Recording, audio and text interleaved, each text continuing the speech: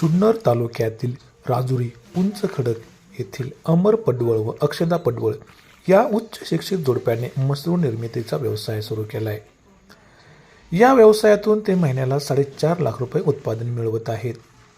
उत्पादन खर्च जाऊन महिन्याला 2.25 लाख रुपये नफा या कुटुंबाला या माध्यमातून मिळत आहे. मशरूमची विक्री मुंबई, पुणे, नाशिक तसेच अमेझॉनच्या माध्यमातून देशभरात केली जाते. ताज्या मशरूमला किलोला 150 ते 250 रुपये बाजारभाव मिळत आहे, तर ड्राय मशरूमला 1600 ते 1800 रुपये बाजारभाव मिळत आहे.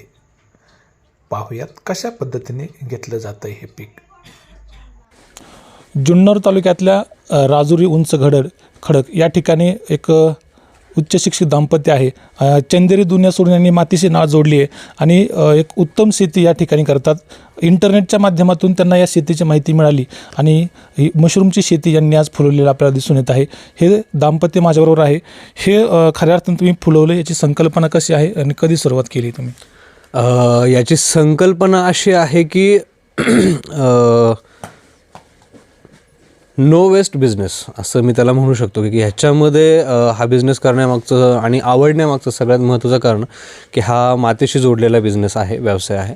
आणि दुसरं सगळ्यात महत्त्वाचं गोष्ट म्हणजे याच्यामध्ये आलेली कुठलीही गोष्ट किंवा वापरलेलं कुठलंही रॉ मटेरियल किंवा निघालेलं प्रोडक्शन याच्यापैकी काहीच वेस्ट होत नाही. म्हणजे अगदी सांगायचं झालं, याच्या दांड्या असतात, एक्स्ट्रा झालेल्या दांड्या आपण कट करून फ्रेश मशरूमच्या काढतो, त्याही सुकवून आपण त्याची पावडर करू शकतो, कारण त्याची न्यूट्रिशन व्हॅल्यू आणि लीफची न्यूट्रिशन व्हॅल्यू ही सेमच आहे. सो हे दोन खूप महत्त्वाचे पैलू होते आमच्यासाठी.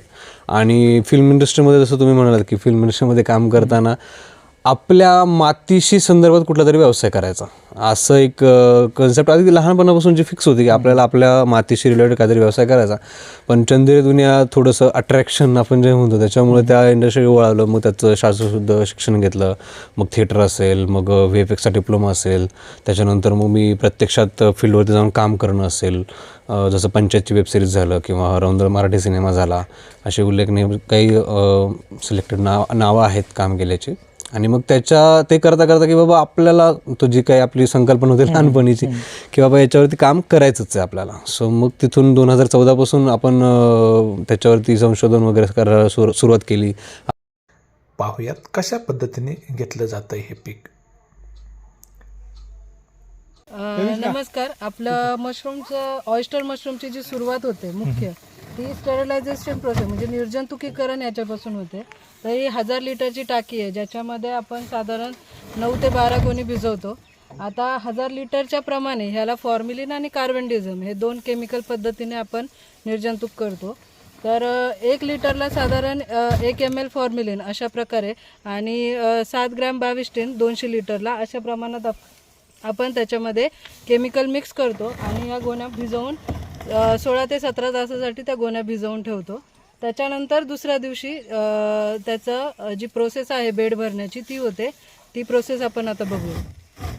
प्रक्रिया आहे ती इथून सुरुवात होते. जे बेड आपण ज्या गोण्या आपण भिजवल्या होत्या भुशाच्या त्या आपण इथे काढून साफ कागदावर मोकळ्या करतो.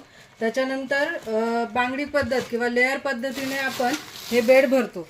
तर साधारण 10 किलोच्या किराणा मालाची जी पिशवी आहे प्लॅस्टिकची, त्याच्यामध्ये आपण आधी भुसा, त्याच्यावर मग बांगडी पद्धतीने स्पॉन म्हणजे त्याचे बियाणे जे आहे ते टाकतो आणि असा एक एक थर त्याला देत जातो. थर दिल्यानंतर अशा पद्धतीने त्याला आपण बॅगिंग करून रबरने पॅक करतो, जेणेकरून त्याच्यामध्ये कोणत्याही प्रकारची हवा राहिली नाही पाहिजे, कोणत्याही प्रकारचं त्याच्यामध्ये किटाणू जीवजंतू जाणार नाही ह्याची काळजी घेऊन आपण त्याला रबरने वरतून पॅक करतो. तर ही आहे आपली बेड भरण्याची पूर्ण प्रक्रिया. बॅगा भरल्यानंतर हे जे शिकाळा आहे ज्याच्यावर साधारण 6 बेड एका टायमाला बसतात एका शिकाळ्यावर, त्या शिकाळ्यावर अशा पद्धतीने आपण बेड अरेंज करतो आणि त्याच्यानंतर या टोचाच्या साहाय्याने छोटी सुईसारखा आकाराचा आहे त्याच्या मदतीने छोटे छोटे होल करतो या पद्धतीने, जेणेकरून त्याला ऑक्सिजन पूरक मिळेल आणि त्या मॉइश्चर पकडणार नाही. हे टोचे मारणं खूप गरजेचे असतात, कारण त्याच्यामुळेच बेडला जे मायसिलिन आहे ते ग्रो होतं. तर ही आपली सुरुवातीची स्टेप आहे. त्याच्यानंतर बेड मार्किंग पण केलं जातं. नेमकं कशाचं मार्किंग असतं ते? हां, हे जे मार्किंग आहे जे आता फर्स्ट बेडवर तुम्हाला दिसत असेल, तर आपण कोणत्या तारखेला किती बेड भरलेत हे आपण साधारण लिहितो. कारण ह्याचं कारण पण असं आहे की साधारण 20 दिवसानंतर पूर्ण मायसिलिन ग्रो होतं आणि 20 दिवसानंतर आपल्याला पिशव्यांना कट मारावे लागतं. तर ते कट कधी मारायचे हे कळण्यासाठी आपण त्याच्यावर तारखेचा उल्लेख करतो. जसं मगाशी आपण पहिली स्टेज बघितली बेडची की ज्याच्यामध्ये आपण बेड ठेवले होते, हे 20 दिवसानंतरचे बेड आहेत. 20 दिवसानंतर हे पूर्ण सफेद झालेले आपल्याला दिसतात, म्हणजे मायसिलिन त्याच्यामध्ये योग्य पद्धतीने ग्रो झालेलं आहे. त्याच्यानंतर साधारण आपण त्याला अशा पद्धतीने कट मारतो जेणेकरून मशरूमला येण्यासाठी त्यात जागा मिळेल. अशा पद्धतीने जेव्हा आपण कट मारतो तेव्हा मशरूमला ग्रो होण्यासाठी एक जागा मिळते. साधारण 2 क्रॉपिंग आपण ह्याच्यातनं घेतो. त्याच्यानंतर पूर्ण पिशवी याची काढली जाते. त्याच्या कोंब म्हणतो मशरूमचे, ते यायला सुरुवात होतात. हे पिनेट साधारण पिशवी फाडल्याच्या 3 ते 4 दिवसानंतर यायला सुरुवात होते आणि नंतर दुसऱ्या दिवसानंतर त्याचा आकार साधारण ह्या स्टेजला जातो आणि मग हे क्रॉपिंगसाठी आपला तयार मशरूम आहे. याला कट कसं करतात नेमकं? कट करण्यासाठी आपण करू ना. कट करण्यासाठी हे साधारण आपण पिळून जेणेकरून भुसाचा जो बेड आहे तो बाहेर निघणार नाही आणि परत मशरूम येण्यासाठी ट्विस्ट करून याला नेहमी काढायचं. हे जे आहे हा गुच्छ दिसत असेल त्याला नंतर आपण कैचीने कट करून साधारण ह्याच्यामधून सिंगल पेटल आपण बाहेर काढतो. हे अशा पद्धतीने हे सिंगल पेटल तुमचं एक साधारण मशरूम आहे. हे तुमचं 200 ग्रॅमच्या पनेटमध्ये किंवा पिशवीमध्ये पॅक होऊन ट्रान्सपोर्टसाठी रेडी होतं. एका बॅगला अंदाजे किती येतात असे? एका बॅगला साधारण पूर्ण त्याच्या लाईफमध्ये 2 ते 2.5 किलो मशरूम निघतं. याचे किती दिवसाचा लाईफ असतं बॅगांचं? बॅगांचं ठेवल्यापासून ते 40 ते 45 दिवस त्या बॅगा टिकतात. आपण 3 ते 4 वेळा त्याचं क्रॉपिंग घेतो.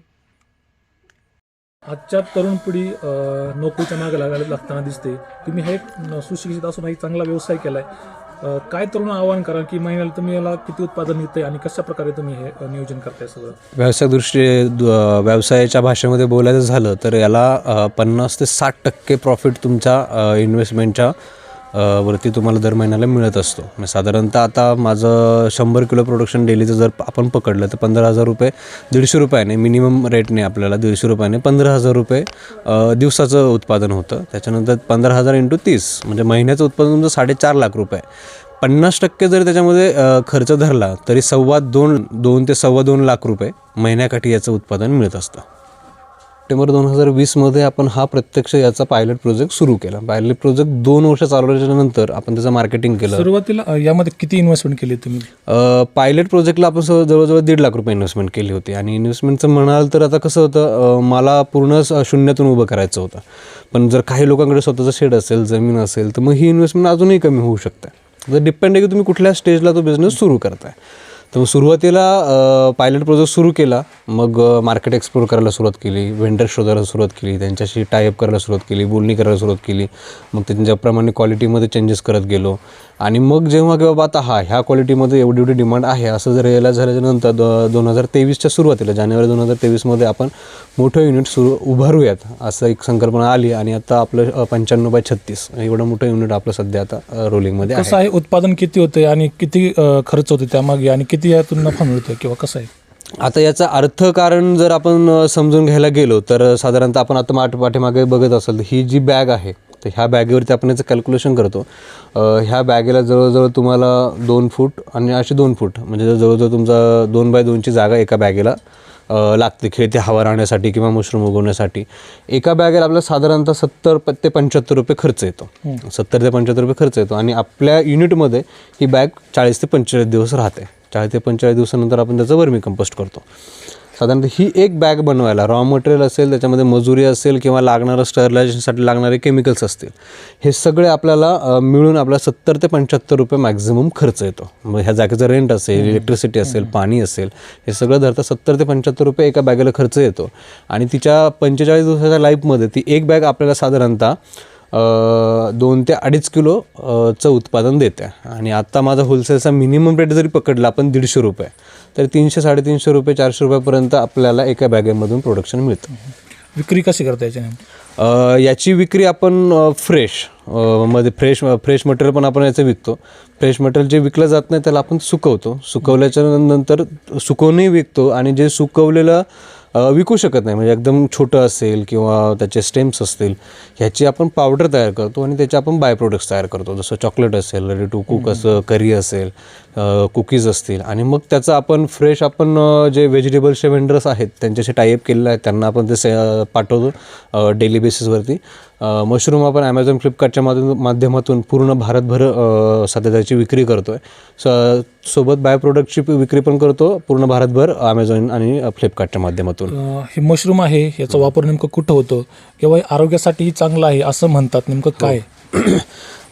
मशरूम ही एक प्युअर भाजी आहे. म्हणजे जसं तुम्ही मेथीची भाजी म्हणा, कुठलीही भाजी घ्या, फळभाजी असेल, पालेभाजी असेल, तशी ही एक भाजी आहे. बुरशी वर्गातली ही एक भाजी आहे.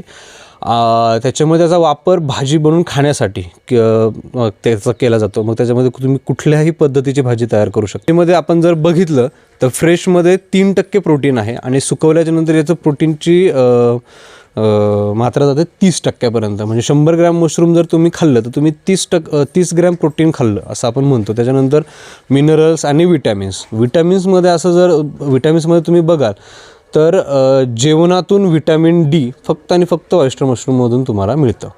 सो त्याचा तो एक खूप मोठा बेनिफिट आहे. आणि दुसरं, आपले जे कृषी शास्त्रज्ञ जे आहेत त्यांनी हे आयडेंटिफाय केलं आहे की प्रायमरी स्टेजचा जो कॅन्सर आहे तो याच्या सेवनाने क्युअर केला जाऊ शकतो. एवढं त्याचं म्हणजे हेल्थ बेनिफिट्स. सोयाबीनचा भुसा यासाठी रॉ मटेरियल म्हणून वापरला जातो. उत्पादन निघाल्यानंतर उरलेला भुसा याचं गांडूळ खत केलं जातं. या खताचीही विक्री करून यातून सुद्धा अर्थकारण चालतंय.